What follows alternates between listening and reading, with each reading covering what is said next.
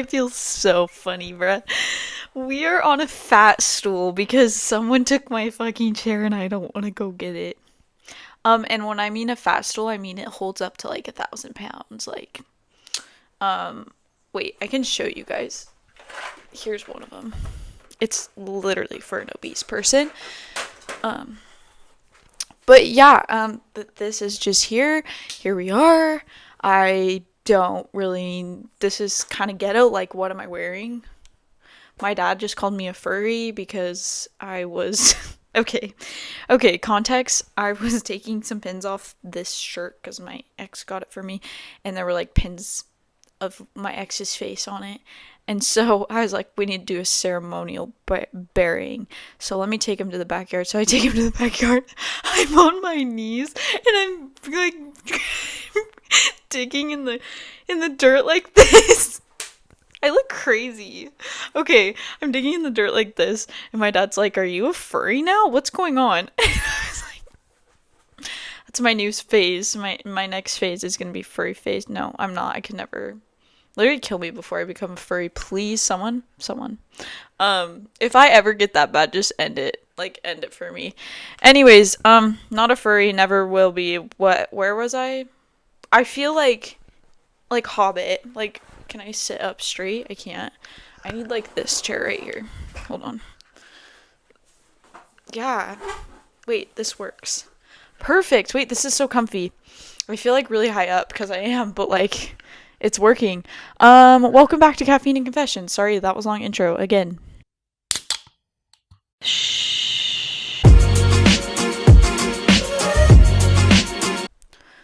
Okay, so the first thing I wrote down was that it was going to be like a sappy episode, but I don't know why I wrote that down because I don't remember what I was really going to talk about that was sappy, but it'll probably come to me while I'm talking, but I think I wanted to talk about it because I am in so much of a better spot now that I feel like I can talk about the shit that was going on in my head.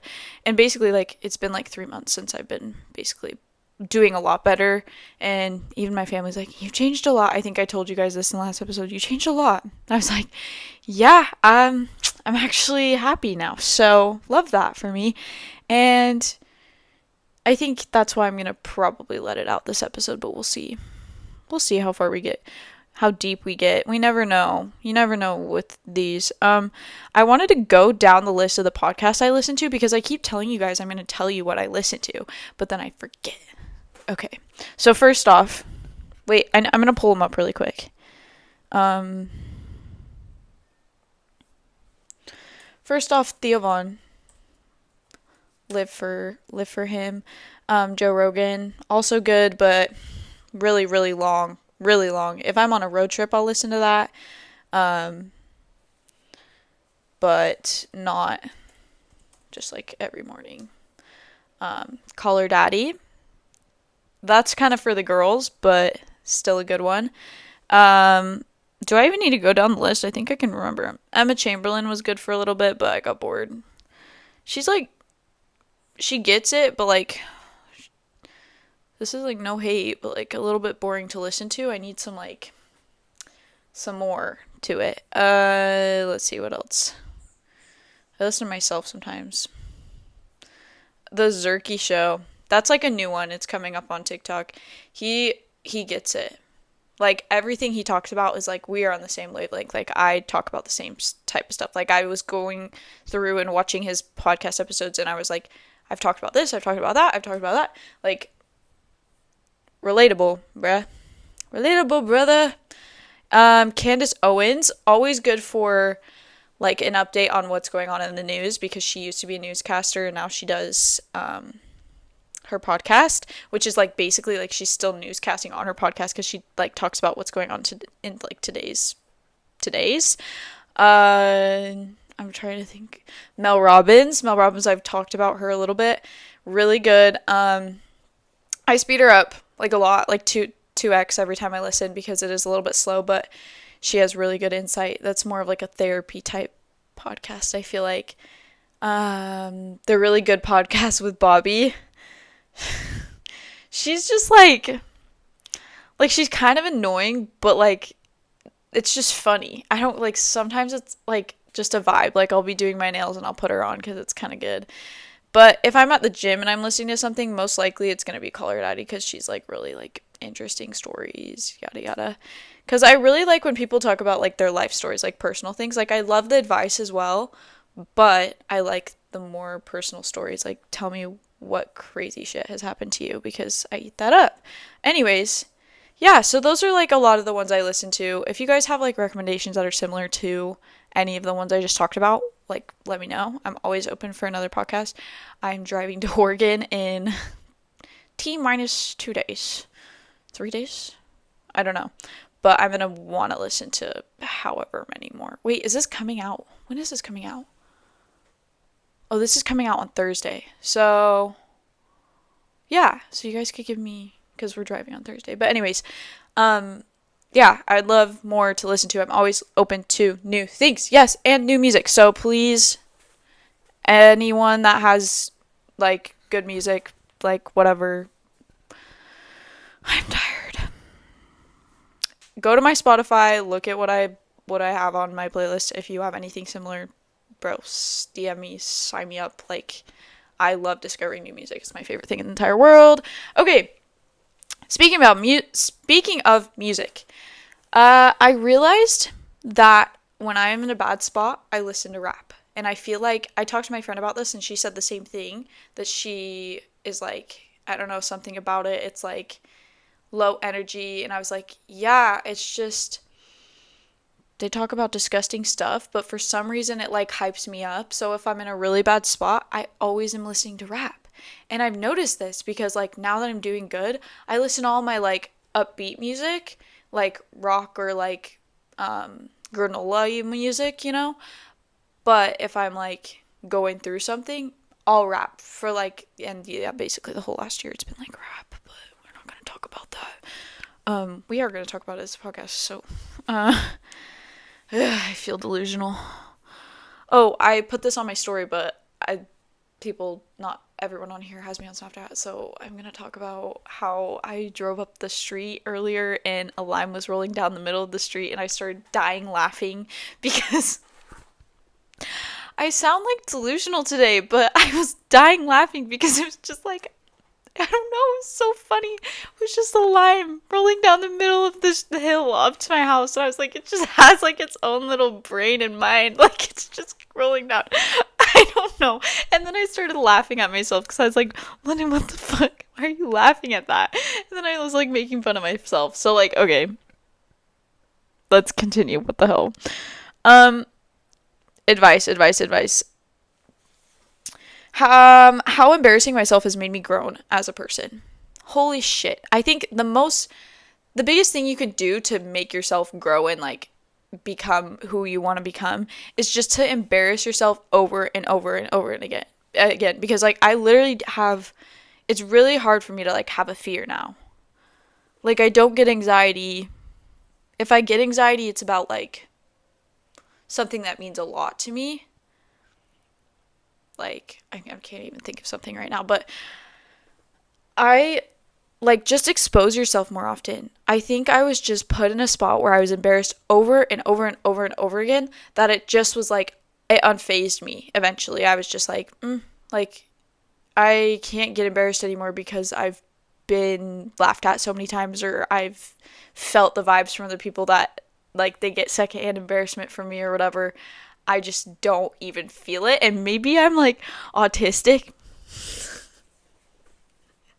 Now that I'm thinking about this, I'm like, is it because I have been embarrassed so many times, or is it because I'm on the spectrum and I don't have social cues? This is like the weirdest episode I've ever made. That's what we're about here. That's what we're about here. Okay, pause. I'm not on the spectrum, guys. I'm trying to give you advice and now I'm like going back and telling you guys this is not the case.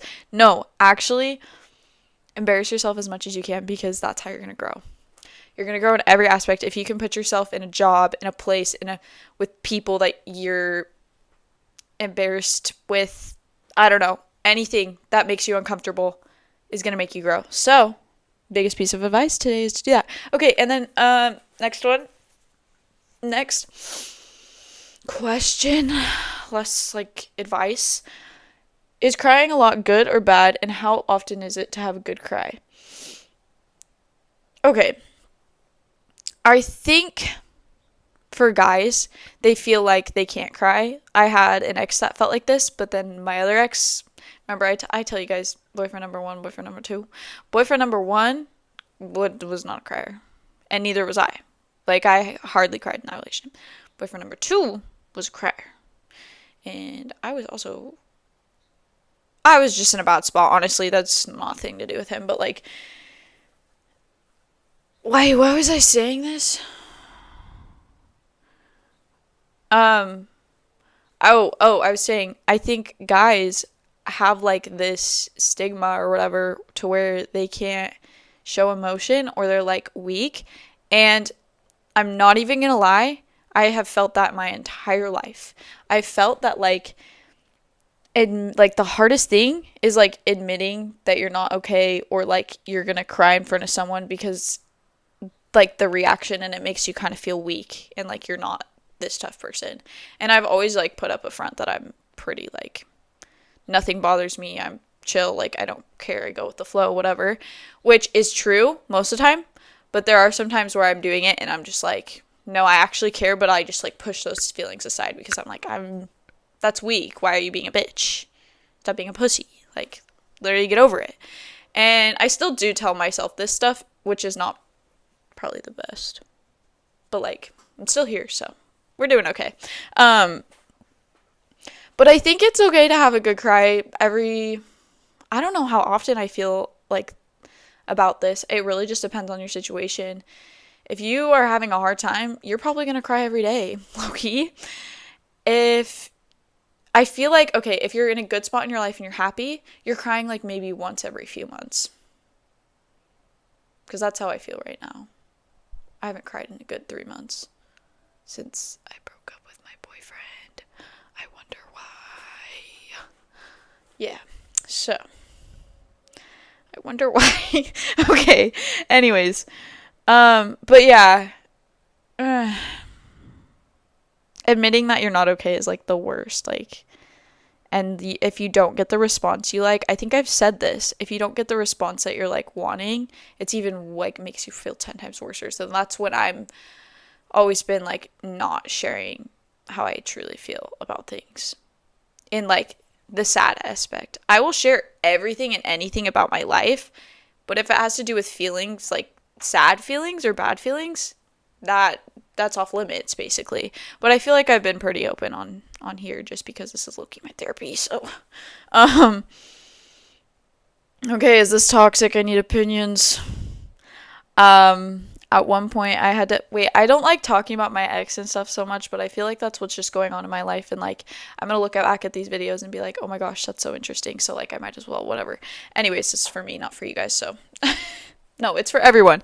But at one point I had to unadd him off Snap because I was getting upset about like the response time, which is like kind of dependent of me. But here's the thing, it went from, I wouldn't say like every second of the day we're snapping, no, like we're snapping a few times a day, whatever, but it went from like beginning of our relationship like way more to like when we were about to like break up, like maybe like the last 6 months, to like not sending me pictures, anything, da da da da da. And here's the thing, guys, I am not a texter. I hate fucking texting. I hate it. You can never tell how the person actually is. I will always be like a FaceTime girl. If you are texting me, just FaceTime me. Just FaceTime me and tell me, and then hang up. Like, I don't like the texting. And so same thing with Snapchat. I'd rather snap than text, or I'd rather have videos sent in iMessage than text. It's like, I would rather see your face and what you're doing and like you talk to me, rather than texting a screen that like, who knows, like you can say whatever and it could come off like a million different ways. So I will always be a FaceTime call person. Like, don't even bother texting me. Just call me, please. It's so much more fun. And, like, you actually get the vibes from the person. You can't feel the vibes through text. You can't. Everyone is so against this, though. Like, I see so many videos, it's like, I hate FaceTime. Like, I love FaceTime, so get over yourself. But yeah. Anyways, I don't think it's toxic because, okay, here are my thoughts. You guys can tell me yours. I don't think it was toxic because, honestly, if you're not going to, like, give me the same effort that I knew you could give me before, I'm not going to bother. I'm not going to give you any of my effort because, like, what the hell? Like, I'm going to match your pace. I'm going to match your speed. So, if you're not going to act like you were before, like, guys just get comfortable in relationships, and I'm scared. I'm scared, guys. I'm scared to get in another relationship because of this. Because it happened twice to me. And it wasn't like things were really bad in these relationships. Nothing. It's just like it fizzles out and I don't want it to fizzle out. That's not how I want to live my life. I want to find my like one person and just like have it be like the honeymoon phase for the rest of our lives. And people are like, that's not realistic, da da da da. But I've seen it done. Like, I know it can be done. And people that are saying there is a honeymoon phase just didn't find their person, I don't think. I think they just were, like, attached for a little bit or something. Or just, like, I don't know. Because I did believe in it. But now that I've been, like, seeing people and, like, seeing relationships, like, I'm going to talk about my sister's relationship, actually. I texted her the other day. And I was like, do you feel like you're still in love with your boyfriend, Brian? Like, as much as in love as you were when you started dating him? And she literally replied with more. See, I've never felt that way, and that's the problem. Like, I still have hope because of her, low-key. So, love you, girl. Love you, brothers. You're my main source of hope for this generation and me, I guess. But I just get scared because I don't want the energy and the effort to go away, and it always does. And it only goes away from my side because I see it. I can feel the vibes. I know what's happening, so I stop doing it too. Like, I'm going to match your energy. I'm sorry. And it's not even like they're in a bad, like, I understand if they're in a bad spot, they have a lot going on. Sure, you can have a couple off days, but if it's like so gradually, like, I can tell, I'm sorry, it's just like that's not gonna work for me. So, but yeah, we'll see if I ever find that. I know it's possible, but like, this is getting like sappy, bruh. Anyways, here is your sign. Not last thing. We have a couple more, but like, here is your sign not to hang out with everyone, because, well, sometimes you don't know. Sometimes you need the first hangout to see how they are. But I don't know. Maybe we should have had better judgment on this. So I'm going to expose this guy because I don't think I'll ever see him again because of this experience. But we're at my friend's house. She's probably had lots of experiences like this because she is a baddie, bro. She's like so extroverted, so go. I love her. And she's just had like, she's experienced life like I've been dying to experience it without like all my freaking shit that's happened to me. I'm just like, I'm ready for it, you know? I'm ready to like do whatever, just be spontaneous like her. Anyways, she inspires me. Love you, girl. I'm not gonna say your name because I don't think you will want me to. I don't really know. I feel so polite with it.